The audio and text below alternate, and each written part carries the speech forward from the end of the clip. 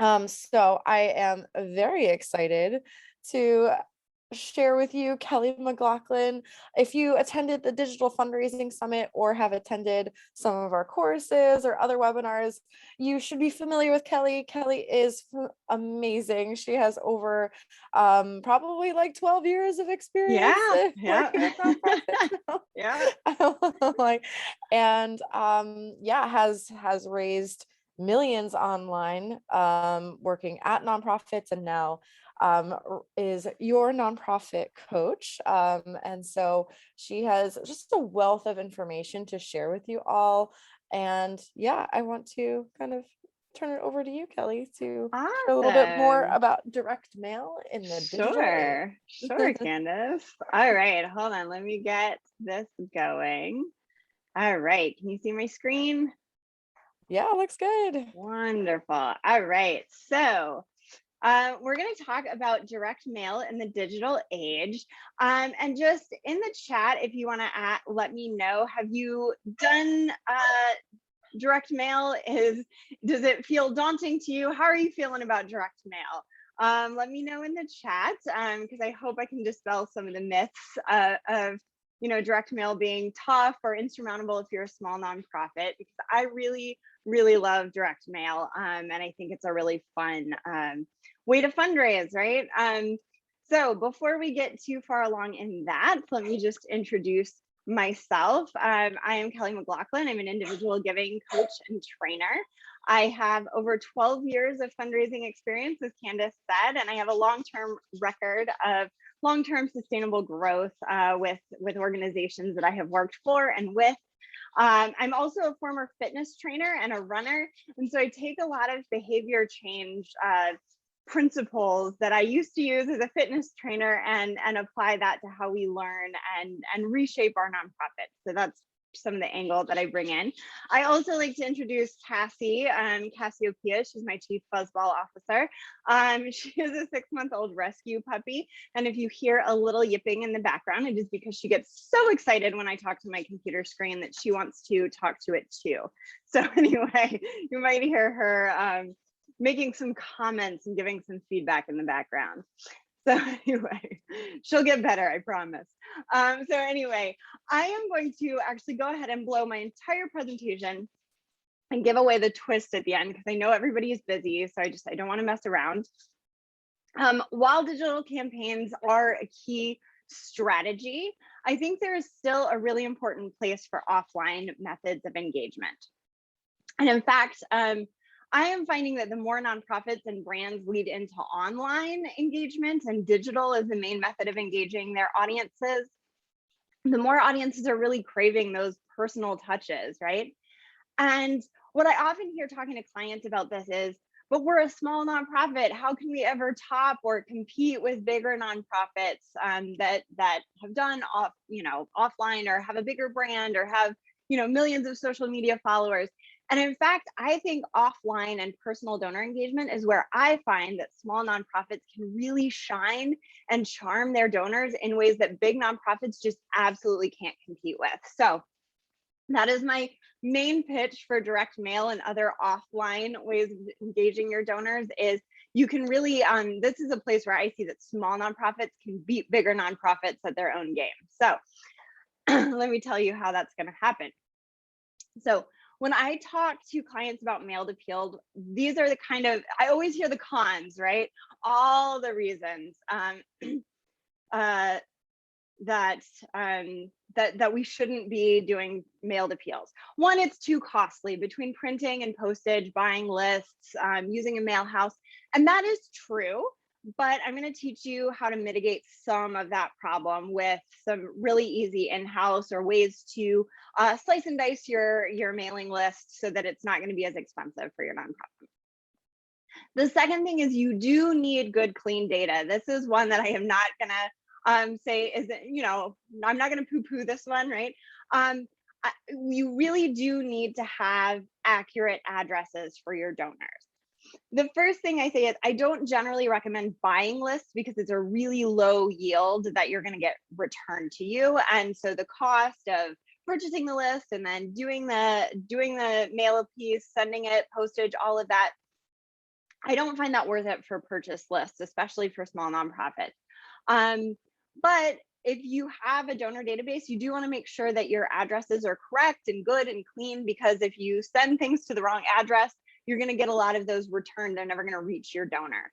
But the good news is a lot of donor databases, if you have your data in a donor database, they offer national change of address services, and he can help you clean up that data. So definitely something I recommend looking into if you're thinking about doing a mailed appeal.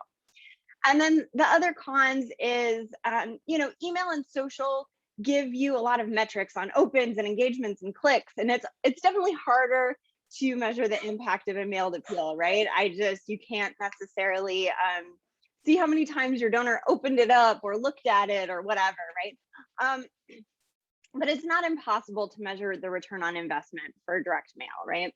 Again, even if you're a small nonprofit and doing it kind of in a cobbled together way.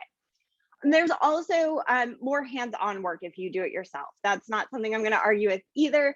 If you use a mail house, obviously the mail house does a lot of that stuff, but sometimes that can add a significant cost. But small nonprofits, you can stand out and get really good results on mailed appeals when you do them in-house. And so I'm going to talk about that as well.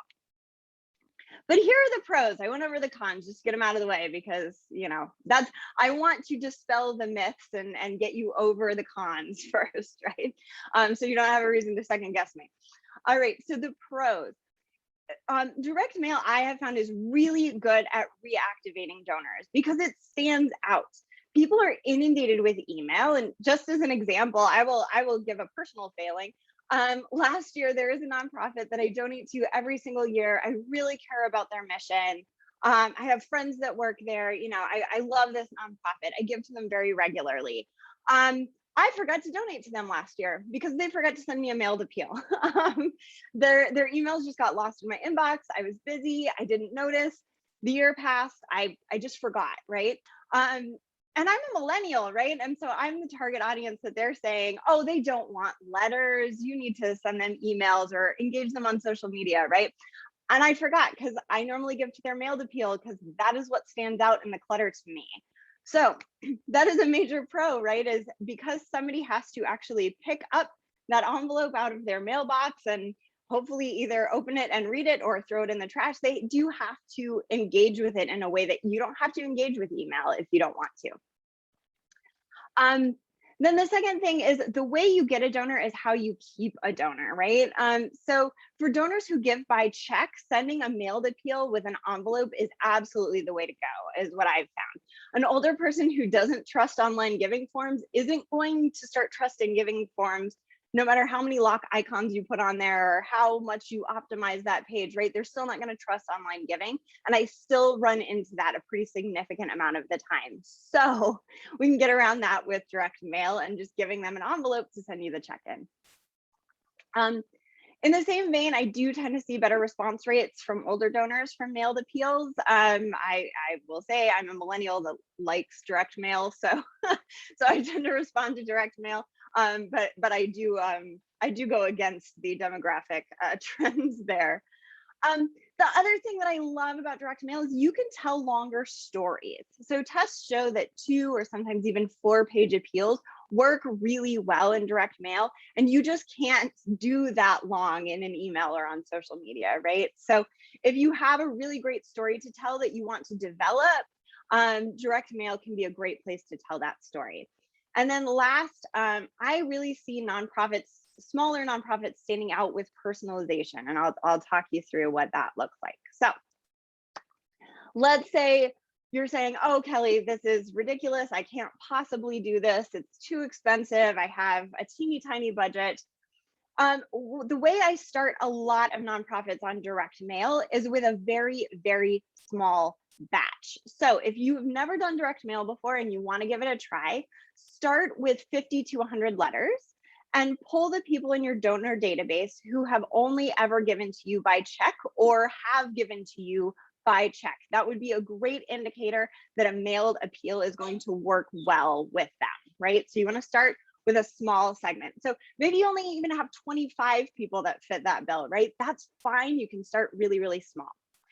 The next thing you want to do is order remittance envelopes. If you don't have remittance envelopes, even if you're not going to do a huge mailed appeal campaign, I love having remittance envelopes. I put them all over the physical location. If I work somewhere that has a physical location that's visited by people, or if I meet with a donor, if I meet with a business, a corporate sponsor, I always put the remittance envelopes in packages that I bring to them. So remittance envelopes are helpful for direct mail, but also just great to have around. I always, as a development director, had a stack of them on my desk and would grab them no matter where I was going or what I was doing, right? So I love remittance envelopes.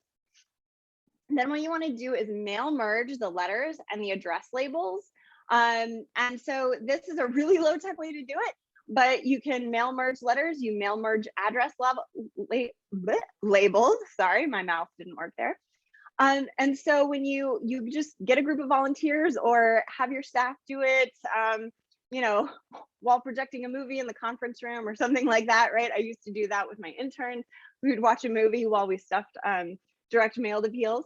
And so you can just put it together. And what I love about doing that with volunteers is that it looks handmade, right? It's not going to look as clean and polished as something that goes out of a mail house. But honestly, if you're a small nonprofit, that's going to be a great mark in your favor, right? It means human hands have touched that piece of mail.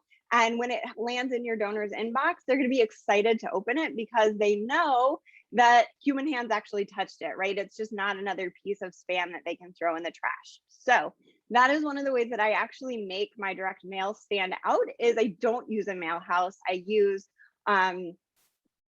letters and address labels and volunteers and stamps, and we just sit and put it together. It's also a great way to get your volunteers together. It's like a party. You have a direct mail stuffing party.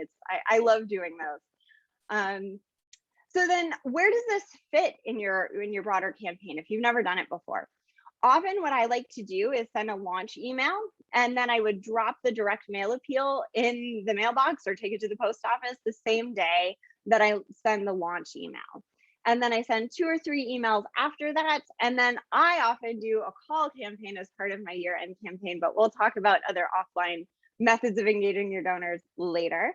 And then I use social media throughout to reinforce the email. So just so you have a sense of where direct mail can stand out in your campaign. But I like to send it earlier than later so that people have plenty of time. It has plenty of time for the post office to deliver, plenty of time for people to write a check, and plenty of time to get back to my office before December 31st. All right, so then how do you stand out in the mailbox, right? One of the things I like to do, as I said, is use address labels and stamps to show that human hands touched the appeal. So while I have definitely worked in offices where we had a nice printer where I could have printed directly onto the envelope, I actually avoided doing that because I liked this human feel of the address labels, right? Human hands have touched this. The other thing I like to do, because to get your donor to not just throw it in the trash as soon as they get it, right? They need to know that it's personal, it's for them, right?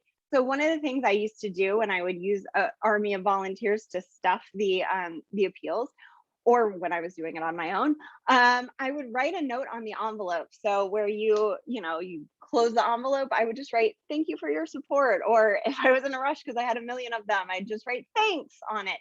But again, that was just something that let my donors know that, like, oh, a real person handled this and deliberately sent it to me. I should open this, right?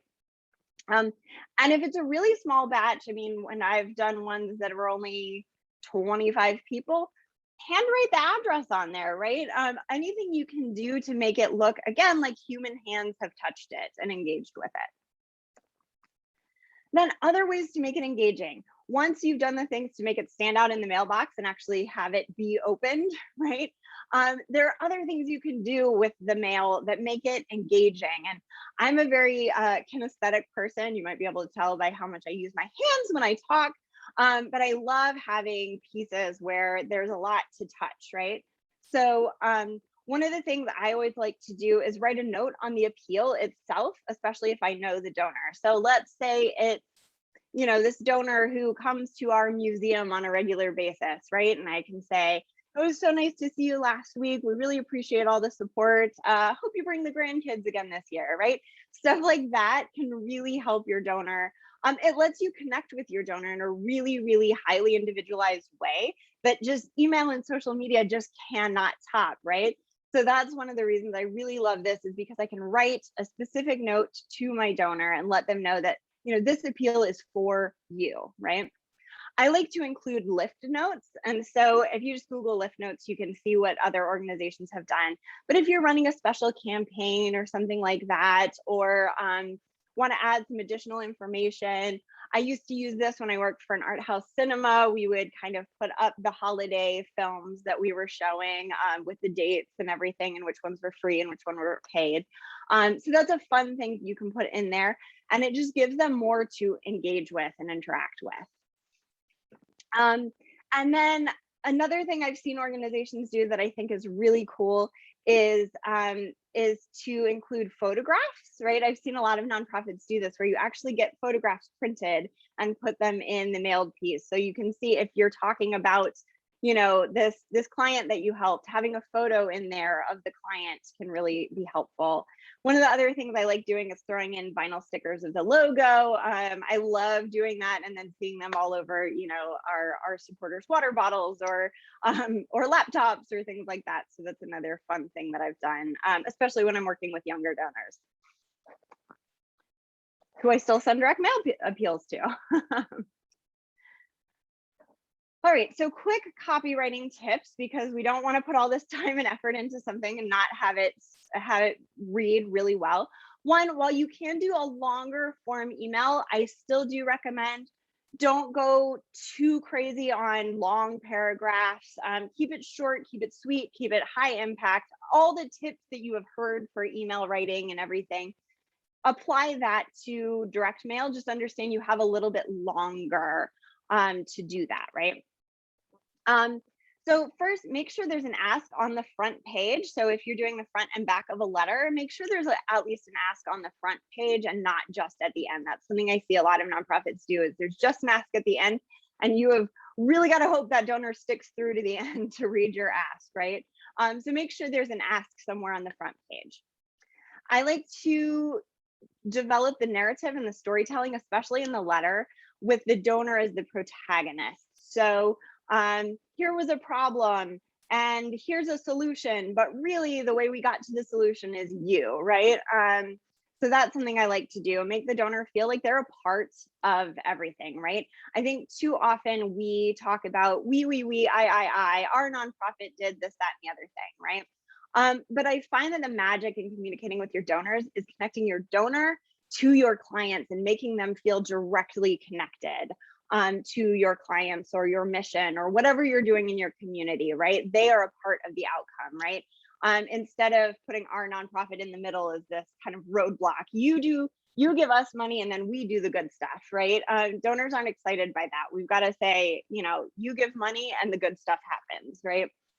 You need to use you more than you use we. I think that's something that's pretty standard if you watch any kind of copywriting tips.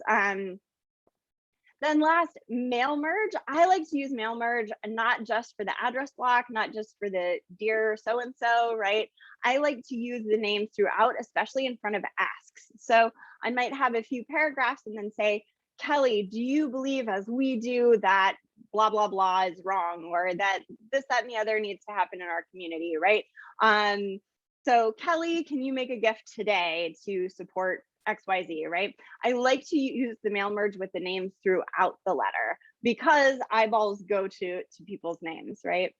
I also really like to use giving chains relative to the last gift. So when I'm making my mailing list, I will not only do, donor's name, address, and everything like that. I will do their last gift, and then I will have a custom giving chain. So let's say the last gift was $25. I might say 35, 50, or 75. Or if the last gift was 50, I might say 60, 100, or 150, right? So those are giving chains. And I like to mail merge that into the ask. So I might say, Kelly, last year you made a gift of $50 to our organization. Could you increase that gift to 60, 100, or $150 today? Because having that really customized to their last gift can help drive those increases. So giving chains are another great tip that I have. So very quickly, I want to walk you through how donors commonly read direct mail appeals. So they've done studies where do eyeballs go? The first paragraph and PS is one way people read. So if you look at this example that I have, the first paragraph and the PS, and I know this is probably tiny on your screens. I will share this with Candace so that you all can read through this. The second way is through special fonts. So that's wherever it's bolded or italicized, or in my example, we put little stars that look like handwriting in the margin next to the ask, right? So any special font, sometimes that is all people would read is the special fonts.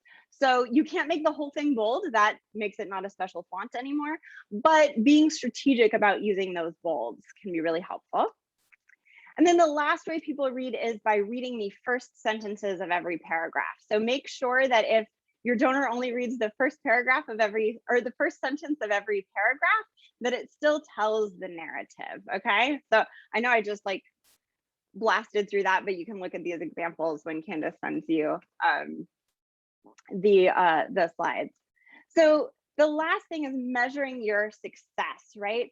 So one, hold on to your mailing list, especially if you're a small nonprofit trying to measure this quickly. Hold on to your mailing list. Make sure you track all of your expenses, record the donations in the database and on the mailing list. And then at the end, especially if you're doing this for the first time and you're only sending this to maybe 25 or 50 people, just see how much did we spend versus how much came in our little remittance envelopes, and see if it was worth it for you and if it was worth the time you spent. So that's kind of my final tip is we do want to measure success and see if this works for us or not, right? Then I don't have a ton of time, but I really love offline engagement with donors. So if you're interested in more of these, you can get in touch with me, and I'm happy to talk you through more of my offline engagement ideas. I also write a lot about this on my blog. So just to get through so that I can take a few questions. Candace, I am offering my year-end giving game plan course to anybody who's on here for 25% off. If and you can go to fitnonprofit.com/causevox and check that out. You can go there also to contact me, see if you're interested in working with me, or just generally contacting me and asking me questions. I welcome any and all questions. I know it's your end, so yeah, I know everybody's kind of in the midst of that. So please feel free to reach out to me and let me know if you have any questions. Thanks so much, Kelly. This was fantastic. Yeah, we have just a couple minutes here, and I would love to go through any questions in our last few minutes. One of the questions that I saw come up in the chat a little while ago was just for a super teeny tiny team that doesn't have people to help with their mailed appeals, what do you suggest that they do? And I think you kind of answered this, but would love to hear more. Oh yeah, I used to when I was working for a teeny tiny team, I would just bring them home and have a movie marathon on the weekend. This was before I had a child.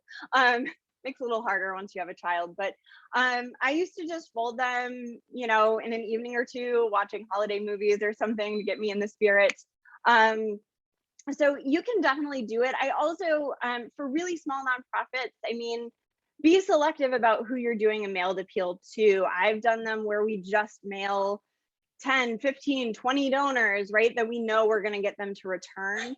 And so that cuts down on your workload. So instead of, I worked somewhere, we had a donor list of 1,000 people, right? But we only sent 150 mailed appeals because the other, 900 tended to respond via email. And so it was really only worth emailing or mailing that small segment. So that's one way you can be more selective as a small nonprofit. Yeah.